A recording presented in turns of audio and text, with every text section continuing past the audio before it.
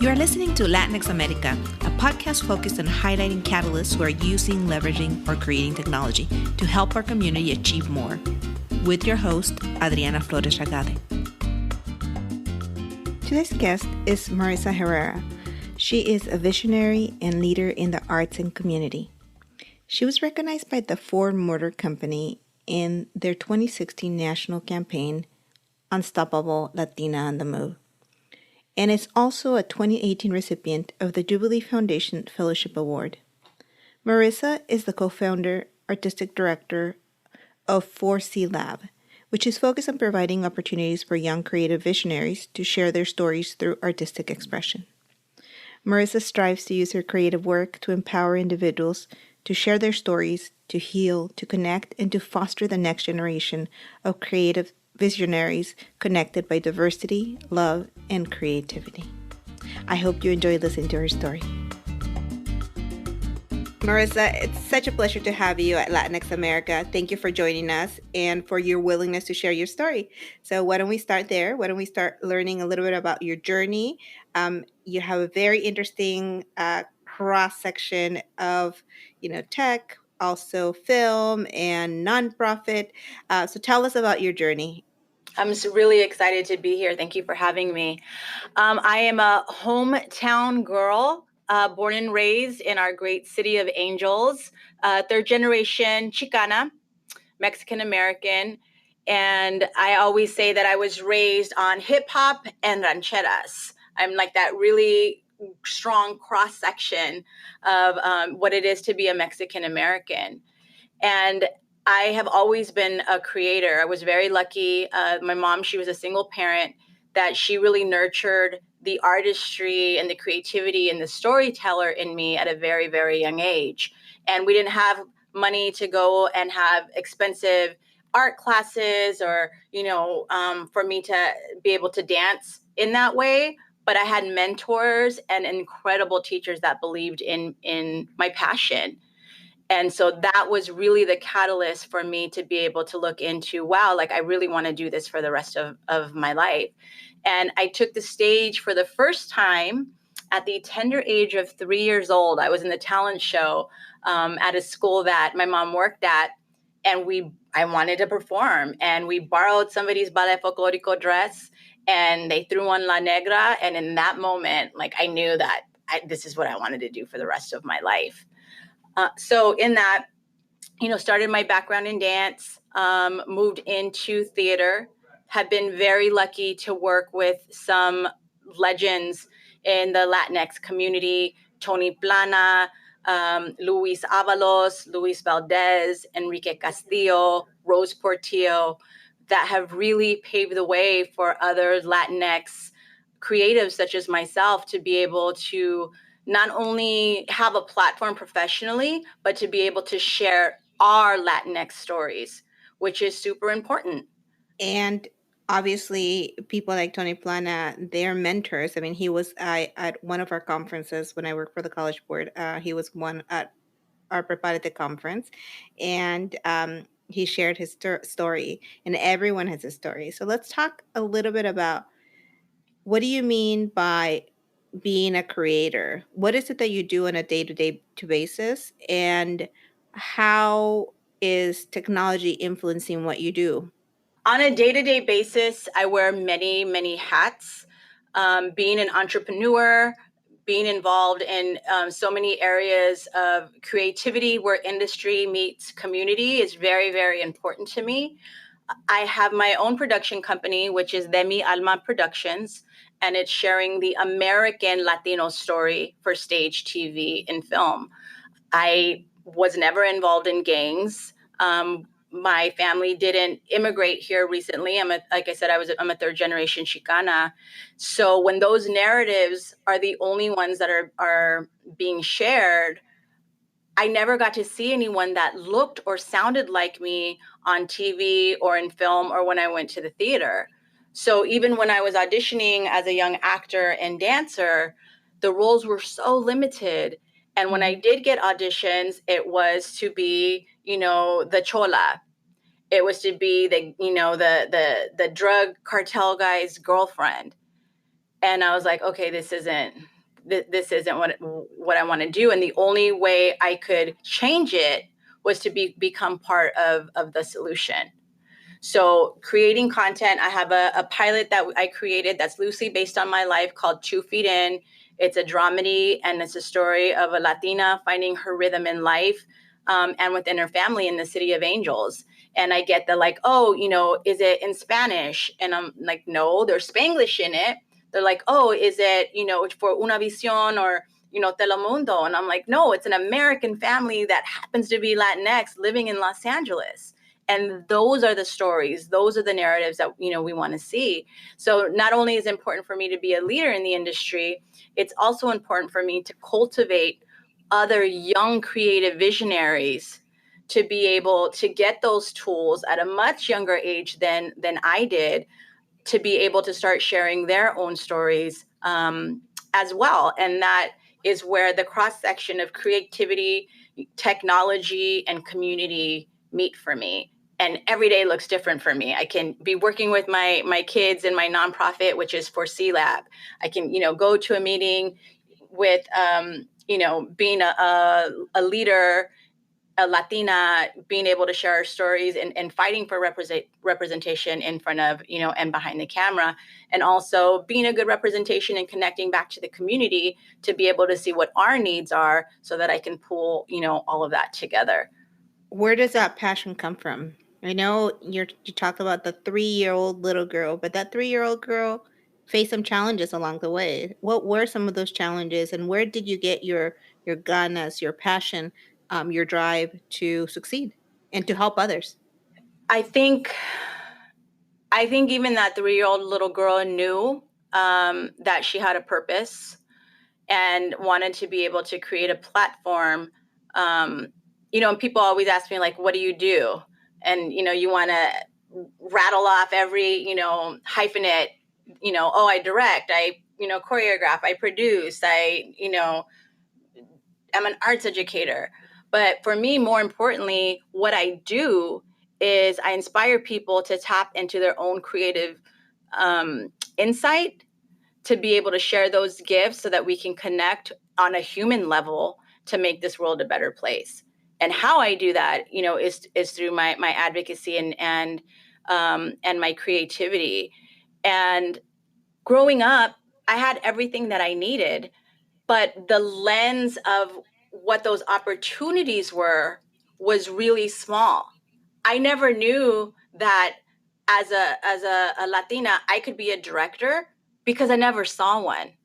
I never thought that I could be a lead actor, in a Broadway show, because In the Heights and Hamilton didn't exist when I was young. So I think that's part of the challenges and why it's so important for me through my nonprofit arts program with For C Lab to be able for that light to go off in young people at a much earlier age. And some of the challenges that I continue to face, even at where I'm at now in my career, is access and different industry. You have an investor, you have different studios that want to see your body of work, or they want to see your resume, and they're like, okay, well, you've done a lot, but where's the longevity in it? Not understanding we don't have those full resumes because we haven't had the opportunity.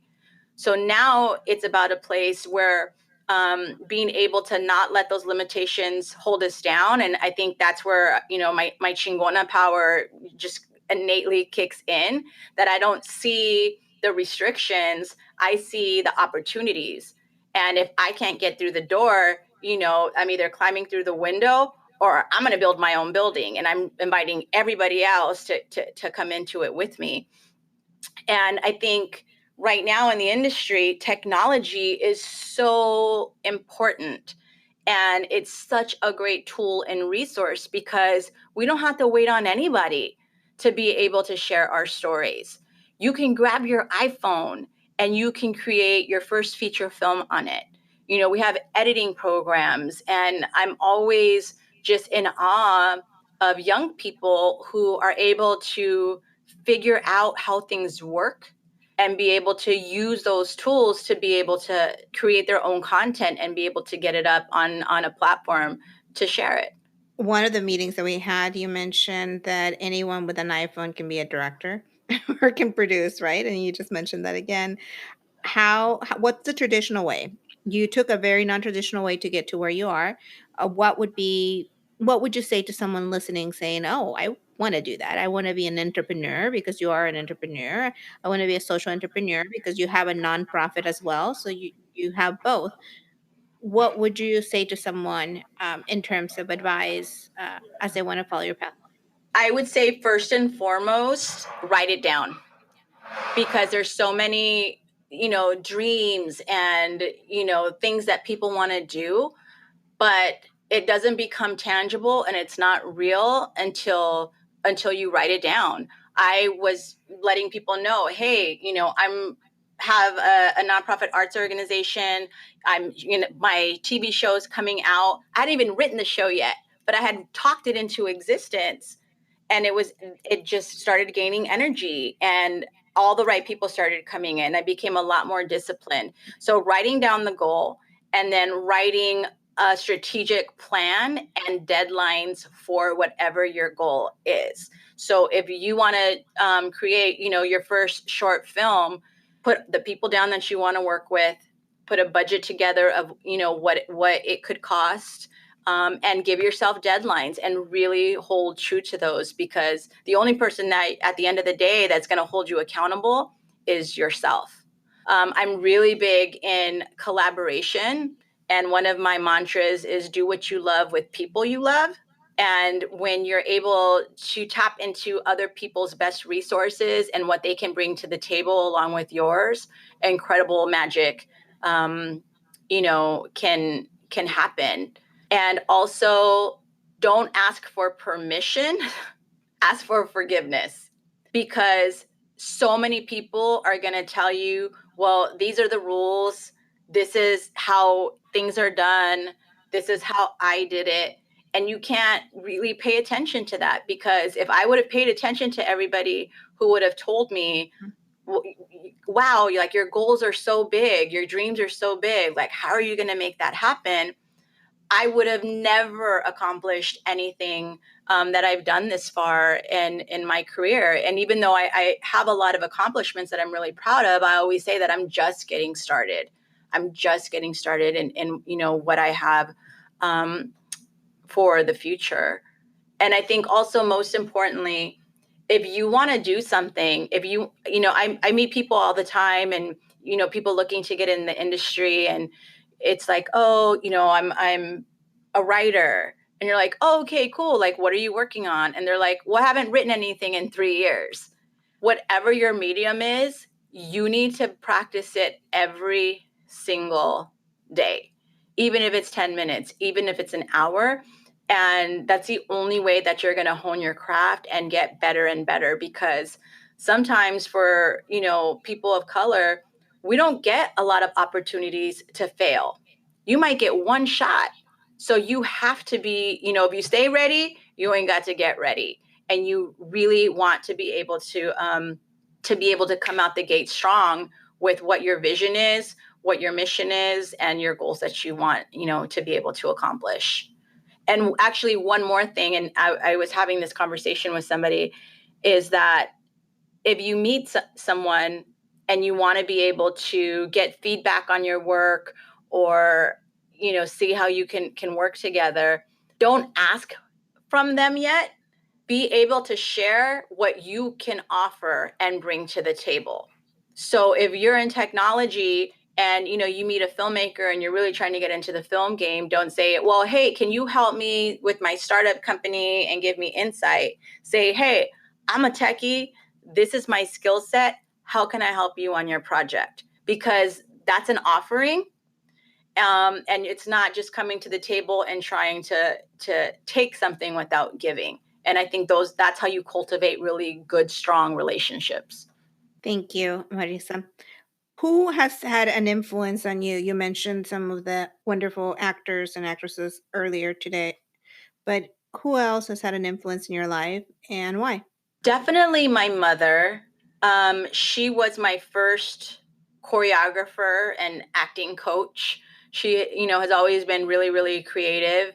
And she really gave me a sense of foundation to be able to create, and wanted me to have those opportunities. And to this day, my mom's my biggest fan. Any show that I, direct or choreograph, she's always there. She's really, really proud.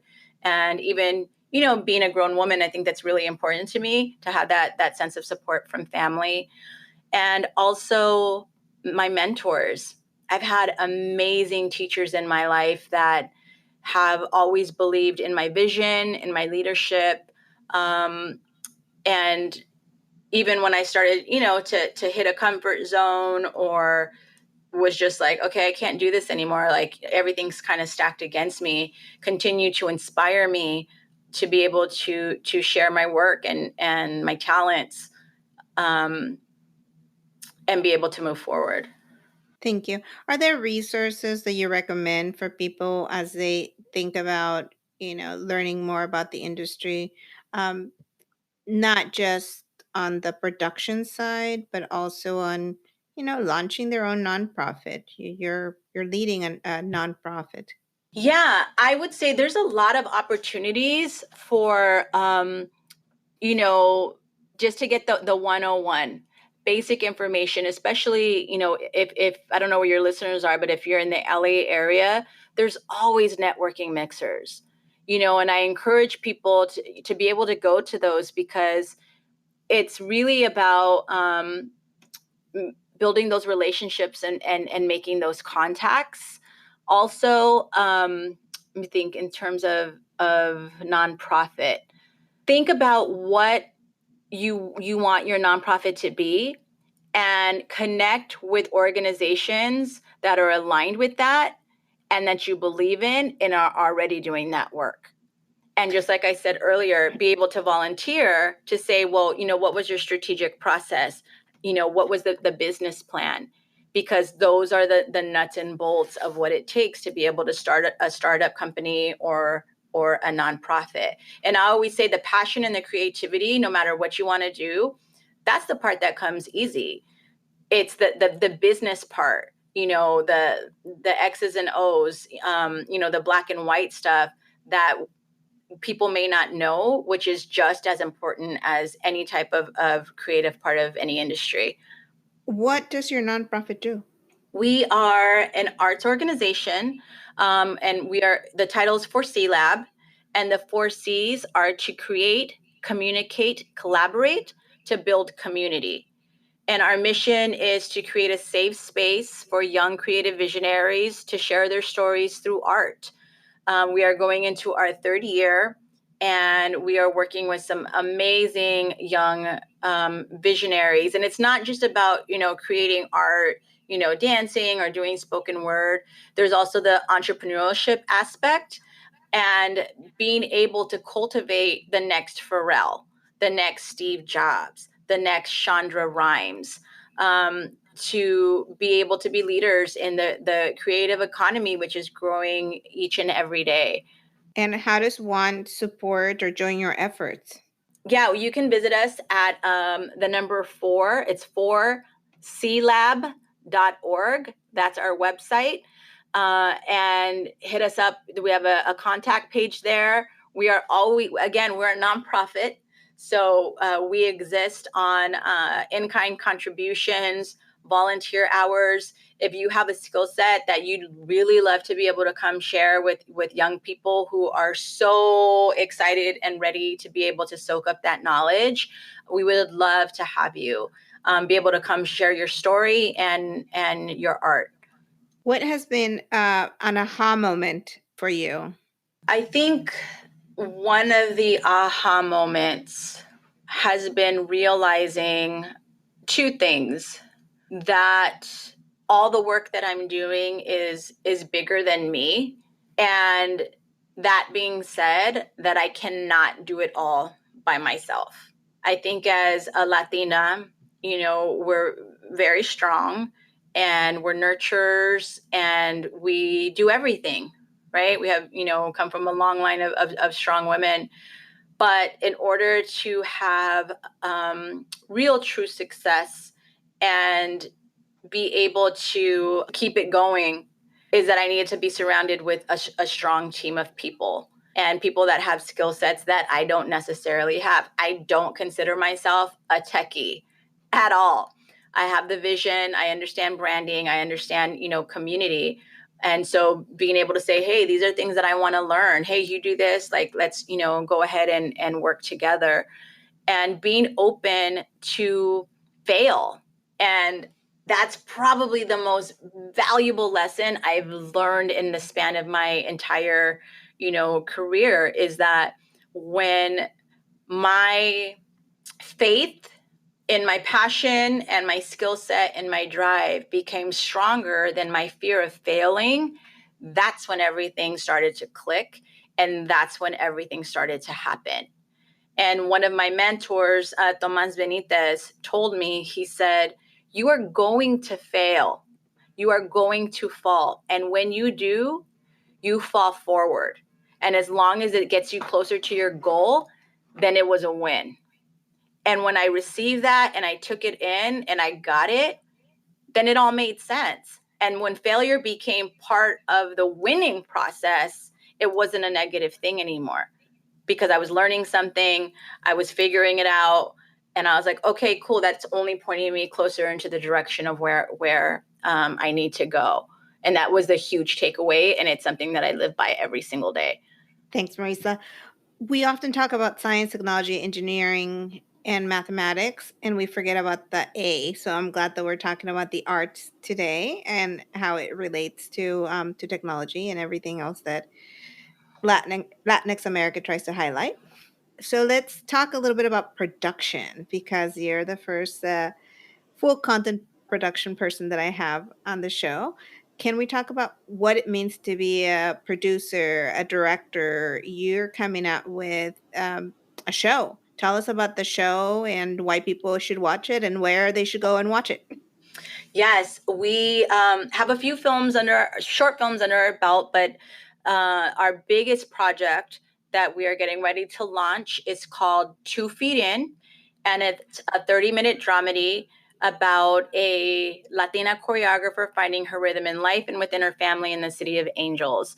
There's a lot of dance, really great music. It's all set in LA, and it just follows the dynamic of, this Latina who wants to follow her dreams.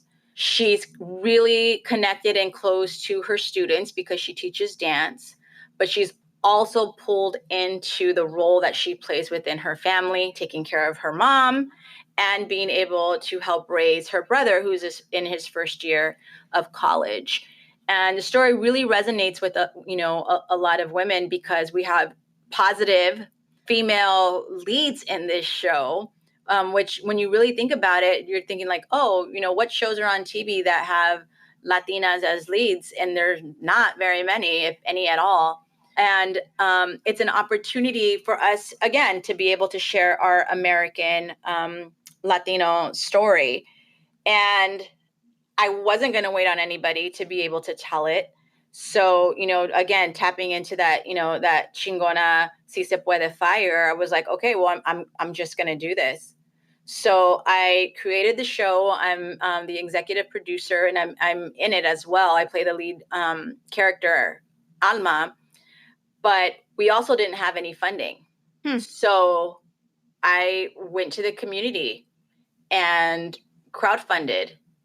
And I said, if we want to be able to see ourselves, we cannot wait on anyone else to do it. And we have to start creating our own content.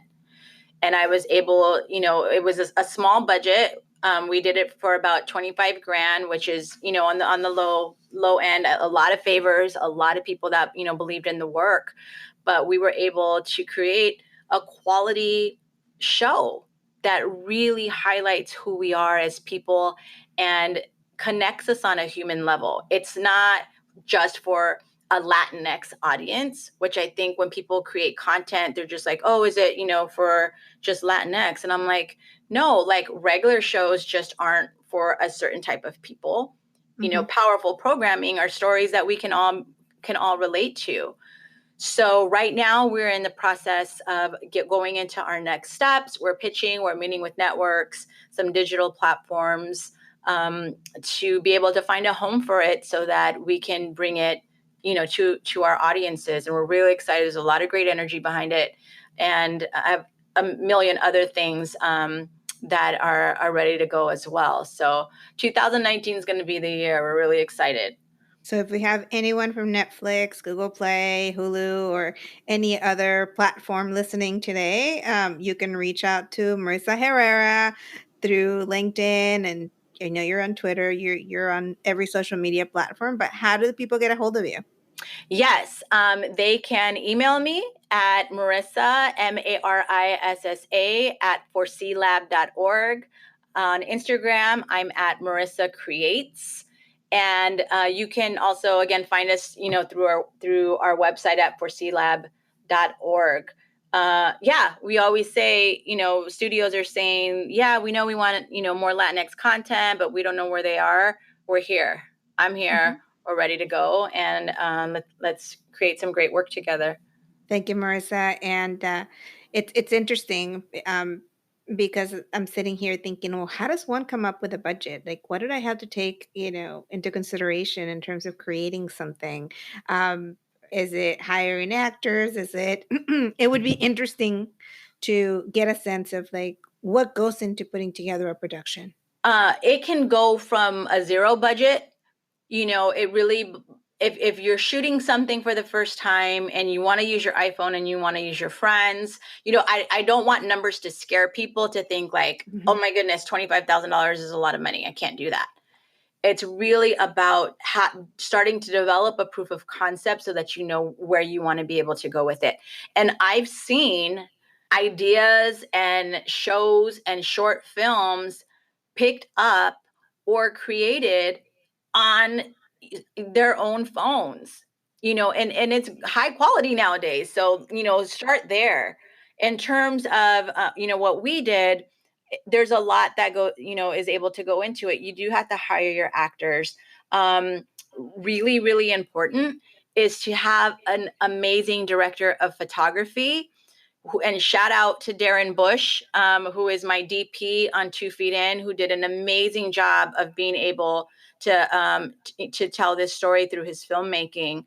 And sound is really important. It's expensive, but you either pay on the front end of having a super dope sound guy, or you pay on the back end having to fix everything that kind of got messed up in the sound area.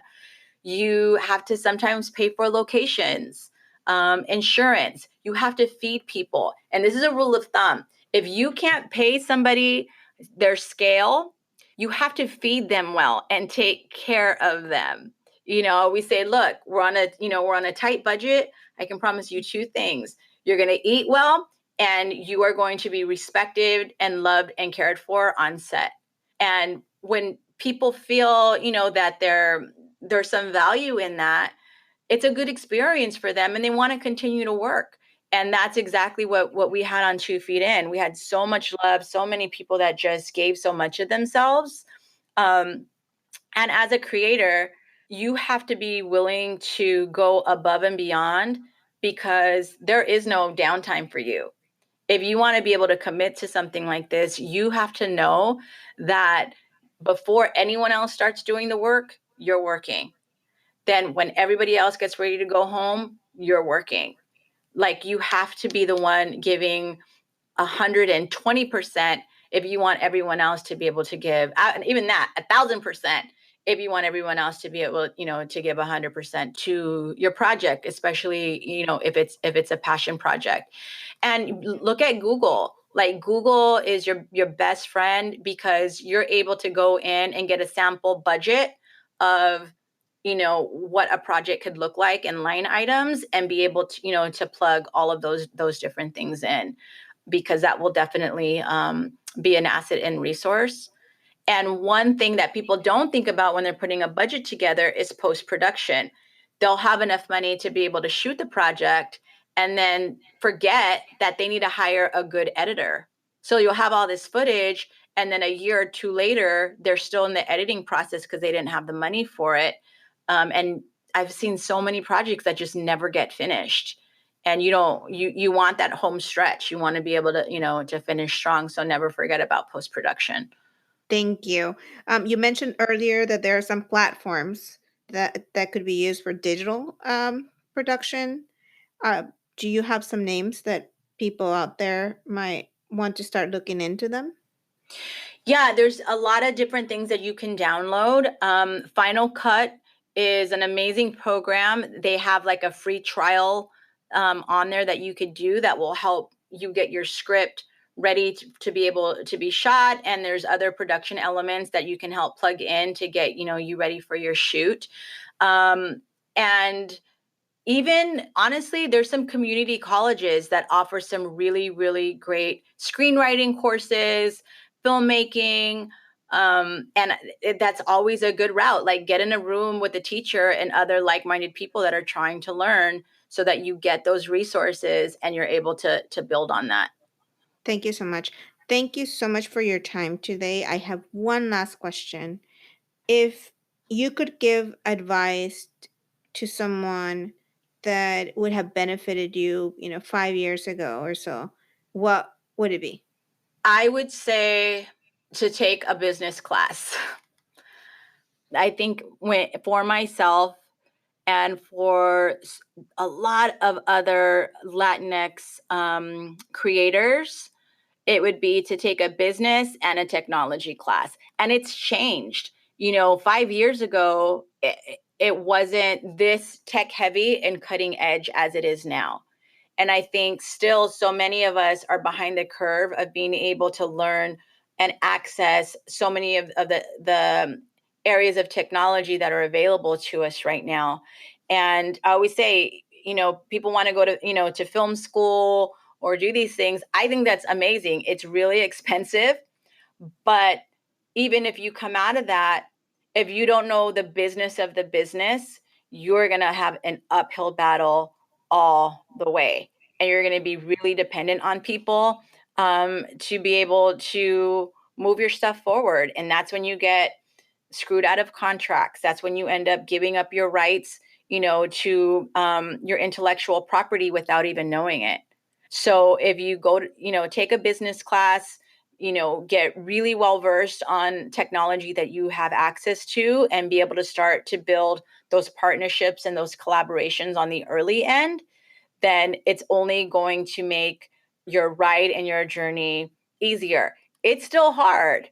It is still hard to be able to have a voice and, be heard and seen in an industry that, even though as Latinx, we're the highest growing population in the US. We spend the most money per capita at everything. We buy 24% of movie tickets, but we're still not seen on screen or in front of or behind the camera. So I think we need to be able to, tap into our power and be able to, forefront our goals and our dreams and really be able to become decision makers as well. Thank you so much for the inspiring words, for sharing your story, for leading the way and content creation, for being a producer. And I look forward to continuing our conversation and potentially collaborating with you in some efforts in the future. I would love it. Thank you so much for having me. So it's really interesting to see how tech continues to change industries. And as Marissa shared with me, you can become a digital creator by using your own smartphone. So tech has really increased access for content creators. And I hope that some of you listening would consider creating your own films, podcasts, or whatever digital content you can create. And get the word out there, get your story shared, because that's the way we're going to be able to really change our narrative and have people learn about our community in different ways, not just from what has been traditionally shared by Hollywood about us. So our key term today is digital assets. According to merlinon.com, in the simplest terms, a digital asset is content that's stored digitally, and that could mean images, photos, videos, files containing text, spreadsheets, or slide decks. New digital formats are constantly emerging, MP3s were unheard of before the 1990s, for instance. And so the definition of a digital asset is always evolving and expanding. So once again, merlinon.com provided this definition, and I am putting a link to the definition in a longer article on the show notes. Okay, let's go back to Marissa. If you want to get in touch with her, you can reach her via LinkedIn.